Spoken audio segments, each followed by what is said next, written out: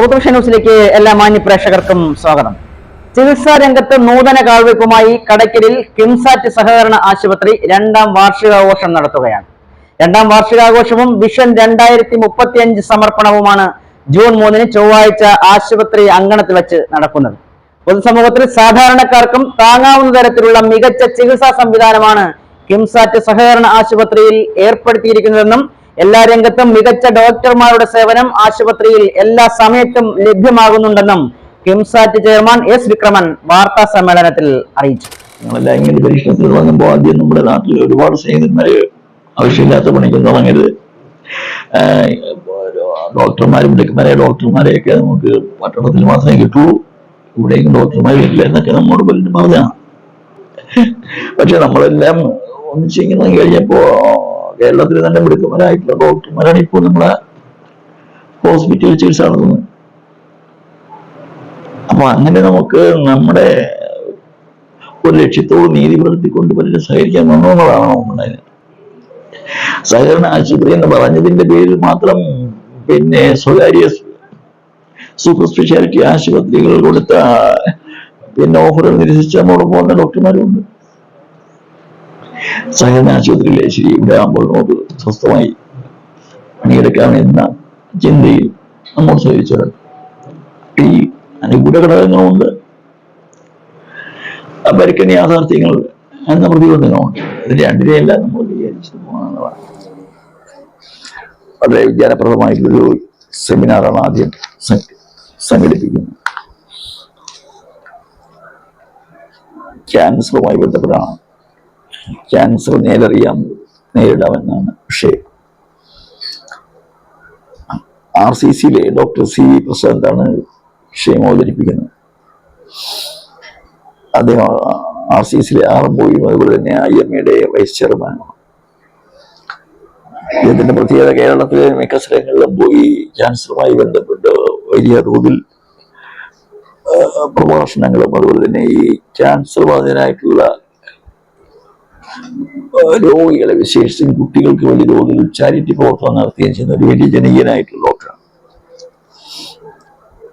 അപ്പോൾ വിഷയം ഡോക്ടർ അവതരിപ്പിച്ച ശേഷം ഡോക്ടർ ബൈജു സേനാധിപൻ,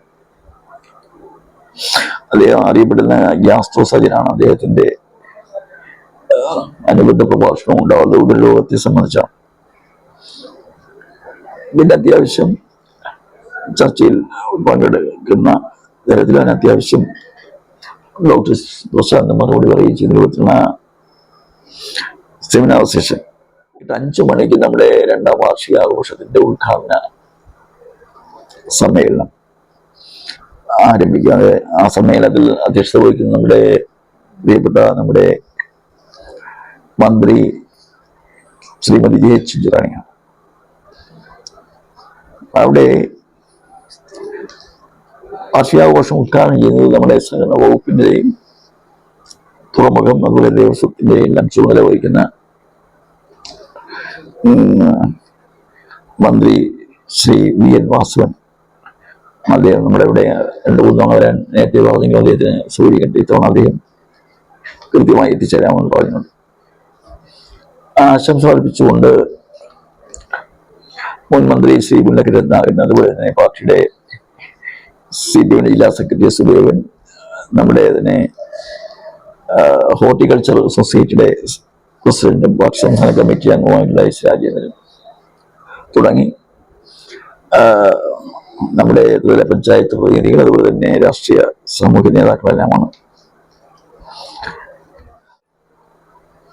കിംസാറ്റ് ആശുപത്രി 2035 ആകുമ്പോഴേക്കും ഏതൊക്കെ പടവുകൾ കടന്നാണ് എത്തുന്നത് എന്ന വ്യക്തമായ ഒരു രൂപരേഖ അവതരിപ്പിക്കുക.